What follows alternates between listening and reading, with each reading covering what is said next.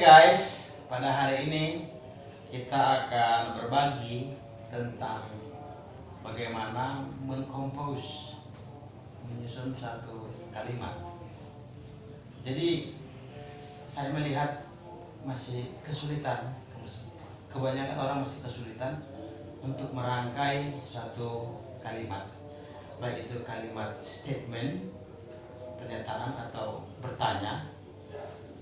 Jadi banyak orang sebenarnya menyukai bahasa Inggris, tapi kesulitan untuk menyampaikan pikirannya yang diutarakan atau apapun sesuatu barangkali dia ingin menanyakan. Jadi masalahnya adalah bagaimana kita menyusun kalimat itu. Oke, di dalam video pertama saya kali ini saya akan berusaha menolong sobat-sobat yang mungkin tidak memiliki latar belakang pengetahuan secara khusus cara mengkompos satu kalimat. Baik itu seperti saya katakan sebelumnya, kalimat itu bisa kita menyatakan menerangkan sesuatu atau kita menanyakan sesuatu. Jadi, untuk bisa seperti itu, hal yang pertama sekali kita harus pahami adalah kita harus mengetahui jenis atau kelas kata. Jenis itu yang menjadi banyak persoalan. Biasanya kita yang berasal dari negara yang bukan penutur bahasa Inggris, karena satu hal, susunan atau struktur kalimat dalam bahasa kita, bahasa Indonesia, memang sama sekali tidak sama atau berbeda dengan di dalam struktur bahasa Inggris. Oke, untuk tidak memperpanjang waktu, jangan lupa nanti di subscribe ya.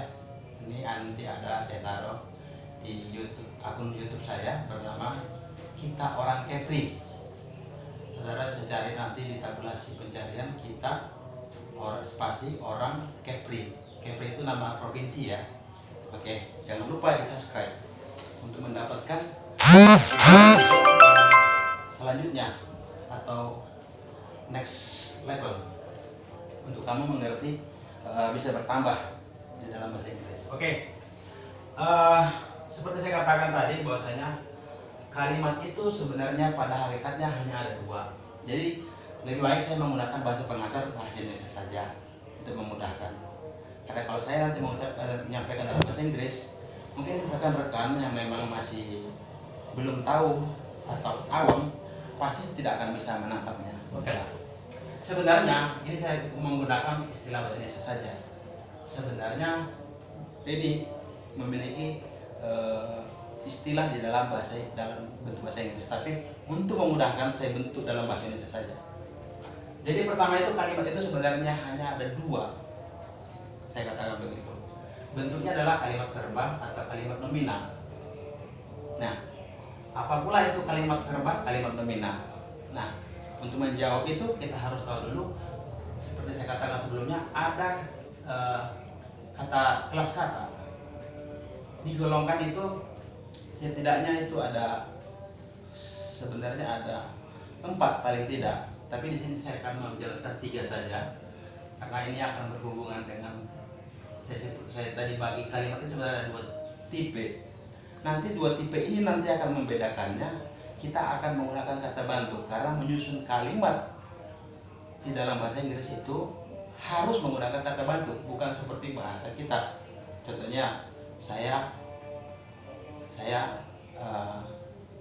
atau kamu mau makan apa? Kamu mau makan apa? Kalau dalam bahasa Inggris, what do you want to eat? Selalu ada kata bantu do. Nah, tapi sebelum itu kita jelaskan dulu kata benda. Jadi kata itu sebenarnya setiap kata ya. Kata itu seperti makan, lapar, atau memakan atau lapar itu ada ininya. Itu kata benda atau noun istilahnya. Kata kerja seperti katakan tadi, makan atau memakan itu kata kerja, kata verb. Inilah yang harus kita pahami dulu, dan kata sifat. Ini dasar pertamanya harus kita pahami supaya kita bisa membentuk, mengkompos suatu kalimat di dalam bahasa Inggris. Seperti gitu. Nah, saya contohkan satu kalimat nominal. Saya ambil satu contoh kalimat tanya. Di sini dituliskan what do you want to do? Kamu mau melakukan apa? Itulah artinya.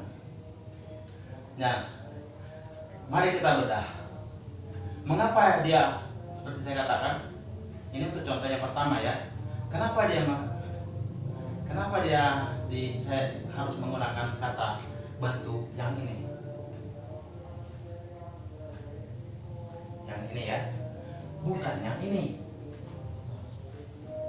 Seperti saya katakan bahwasanya kita harus paham dulu yang substansi yang mau ditanyakan itu adalah to do, melakukan itu berarti kata kerja. Jadi untuk kata kerja, untuk tipe yang kata kerja, dia memang harus menggunakan kata bantu do. Itulah yang disebut dengan kalimat verba.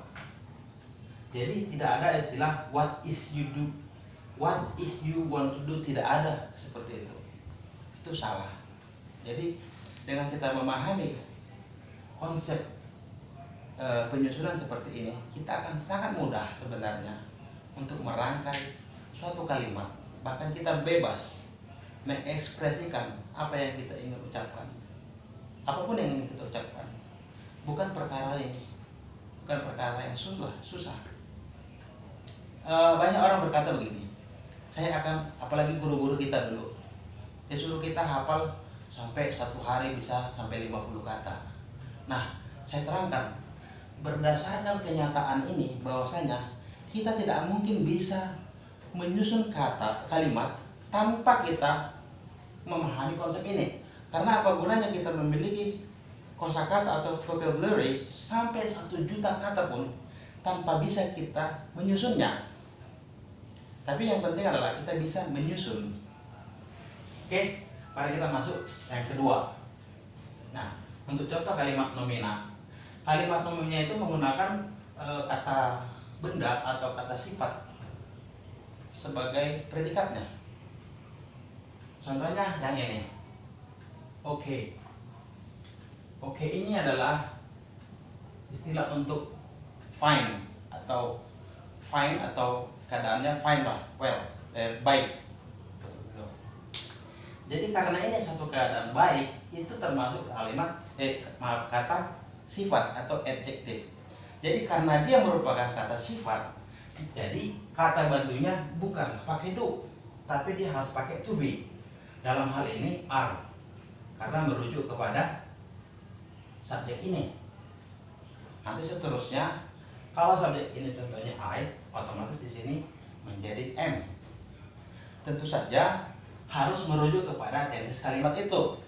Karena kalau ini nanti dalam bentuk past tense, masa lalu, tentu saja ini bukan lagi are, tentu saja mengikut kepada bentuk tidak sesuai dengan ininya.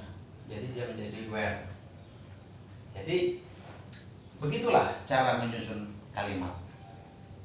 Nanti di dalam hal yang lain, dalam contoh kita bebas menggunakan menyusun.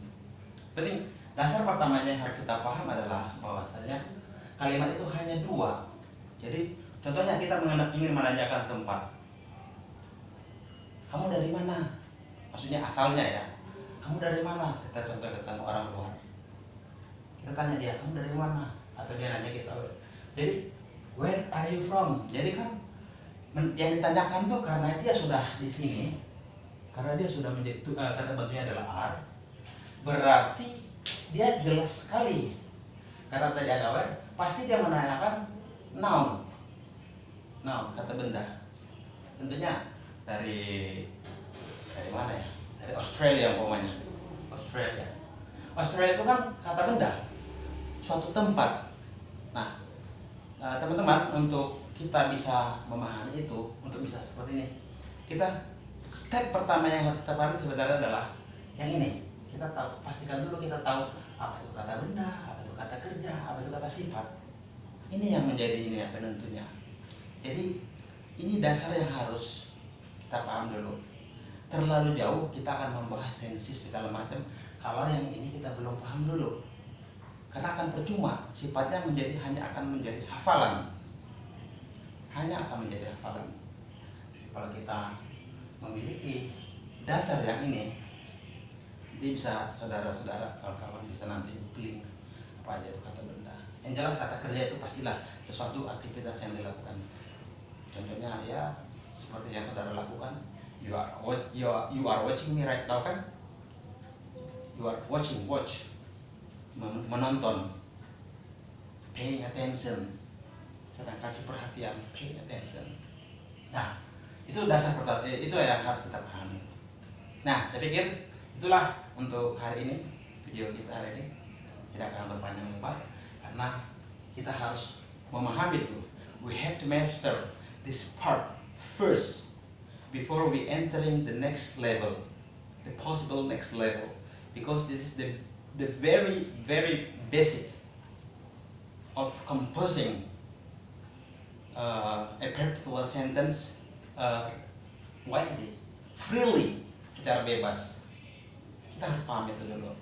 Nah, sekali lagi saya katakan bahwasanya menghafal banyak vocabularies atau kosakata itu tidak akan membuat kita mampu memiliki kebebasan untuk mengungkapkan kita punya pikiran hati di dalam menuangkannya di dalam kata-kata. Itu hal yang tidak mungkin, karena susunan atau structure daripada bahasa Inggris itu bukan seperti bahasa Indonesia, jelas bukan. Karena bahasa Indonesia tidak mengenal kata bantu, bahasa Inggris mengenal kata bantu, dan bentuk waktu di bahasa kita tidak ada namanya perubahan kata kerja. Contohnya kata want tadi itu bisa, kalau ini bisa menjadi bentuk lampau, atau sesuatu hal di masa lalu, contohnya menonton, ada perubahannya. Nah, ada perubahan. Di bahasa kita tidak ada seperti itu. Kalau menonton di masa lalu dibentuk lampau dan dibentuk sekarang, menonton atau katakanlah kata kerja melihat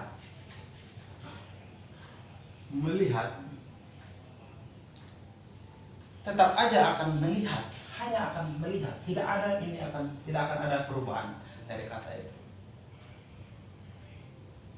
Jadi juga tidak akan ada kata bantu di awalnya untuk kalimat tanya, atau kalau dia menjadi predikat tidak ada perubahan kalau di bahasa kita. Tapi dalam bahasa Inggris, kalau orang ketiga tunggal di dalam bentuk present, dia menambah huruf S, biasanya melihat. Terus contohnya seperti help menjadi helps, ada S-nya, seperti itu. Oke, saya pikir itu dulu. Jangan lupa di subscribe ya, untuk mendapatkan video-video yang selanjutnya yang akan bermanfaat buat teman-teman. Oke.